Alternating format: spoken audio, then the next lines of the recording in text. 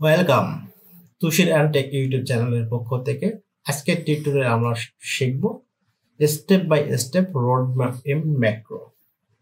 অর্থাৎ ম্যাক্রো শেখার জন্য একটি থিওরিক্যাল ও প্র্যাকটিক্যাল ধাপে ধাপে রোডম্যাপ নিয়ে আলোচনা করব। এই রোডম্যাপে আমরা 10টি স্টেপ নিয়ে আলোচনা করব।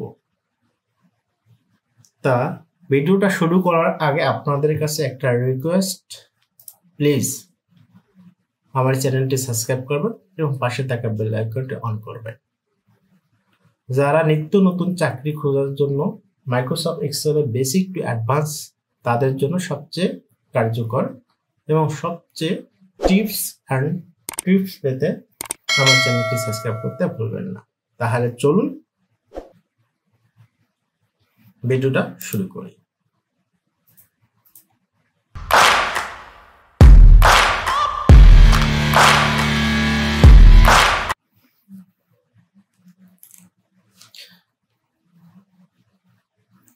ম্যাক্রো শেখার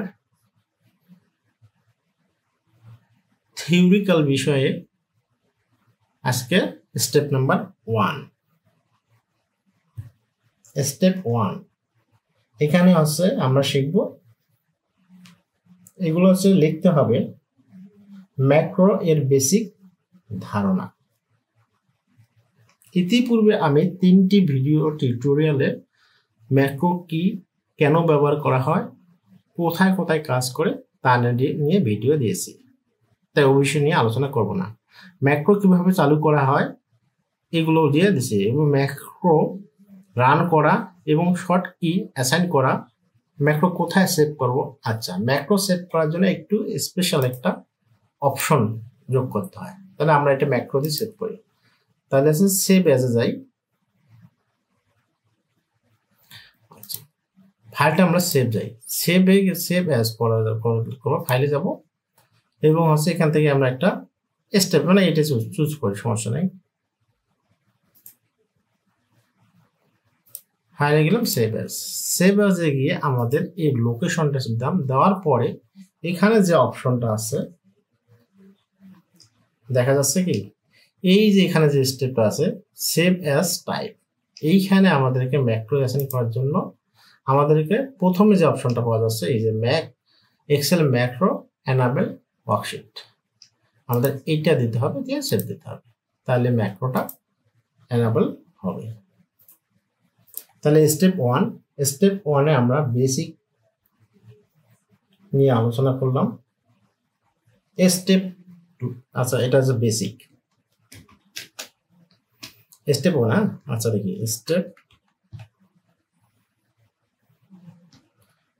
1 কি দেখতে বেসিক, এরপর আছে স্টেপ কন্ট্রোল দিতে স্টেপ 2। আচ্ছা স্টেপটা বললে স্টেপ বড় হাতে দিলে বেটার হবে।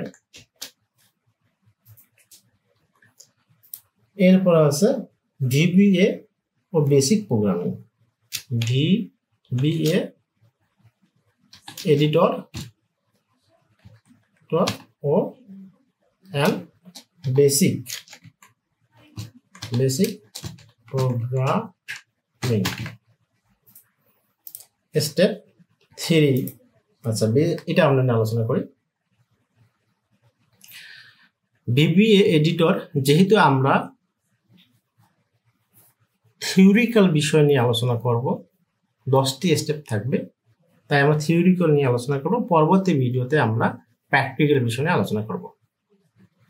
এখন ভিবিএ এডিটর অল্টার এফ চাপলে ওপেন হয়। এরপর এখানে কি কি আছে, এখানে আছে মডিউল, প্রডিউসার বা সাব এবং ফাংশনের ধারণা।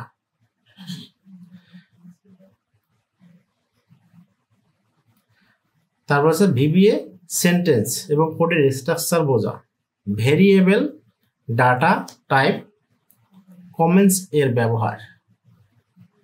এরপর প্র্যাকটিক্যালস আমরা দেখব। একটি ম্যাক্রো লিখুন, সেটিতে একটি message, welcome to Tushir and tech, মেসেজটা কিভাবে দেখাবো আমরা, এটা হচ্ছে প্র্যাকটিক্যালে করব। আচ্ছা স্টেপ হচ্ছে 3 নম্বর স্টেপে কি থাকতেছে? 3 নম্বর স্টেপে থাকতে range and cell manipulated, cell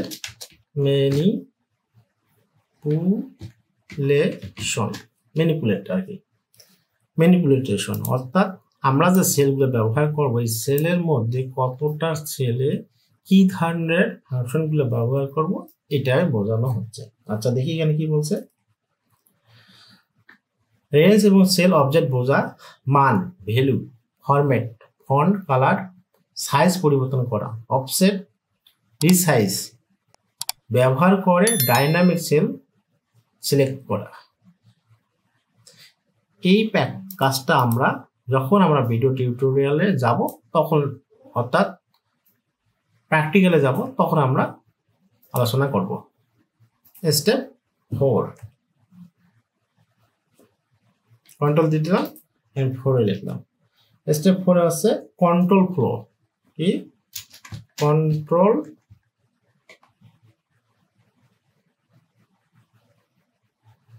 flow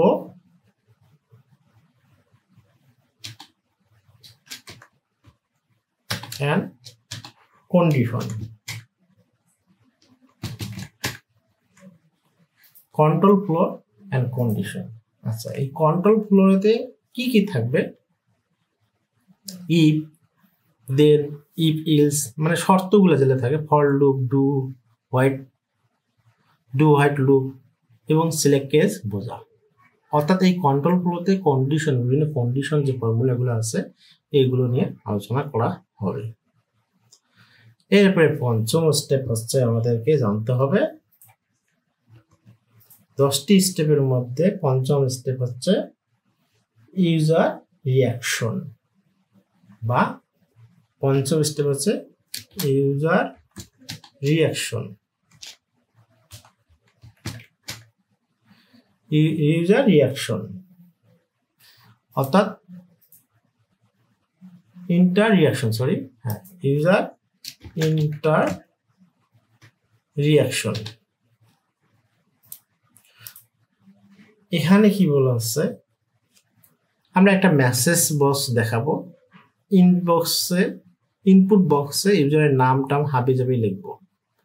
এইটা আমরা ইন্টারফেসের মাধ্যমে কিভাবে আলোচনা দেখা যায় আমরা প্র্যাকটিক্যাল ভিডিও টিউটোরিয়ালে আলোচনা করব। যেমন এখানে দেখানো হবে ম্যাক্রো রান করার সময় ইউজারের নাম জিজ্ঞাসা করে তাকে ওয়েলকাম জানাবো। এমন একটি ম্যাক্রো লিখব যেখানে একটি নির্দিষ্ট মান দেব এবং এই মানটা তার পছন্দ মতো কন্ডিশন ব্যবহার করে ইউজারের সঙ্গে একটা ম্যাক্রো সম্পর্ক কিভাবে হবে সেটা আমরা ডেভেলপ করব। তা নেক্সট ভিডিওতে আমরা বাকি 5টি যে স্টেপ আছে রোড ম্যাপের তা নিয়ে আলোচনা করব। তাই ভিডিওটা আর লং করতে চাই না। দেখা হচ্ছে নেক্সট ভিডিওতে। সে পর্যন্ত আপনারা সবাই ভালো থাকুন, সুস্থ থাকুন। আল্লাহ হাফেজ।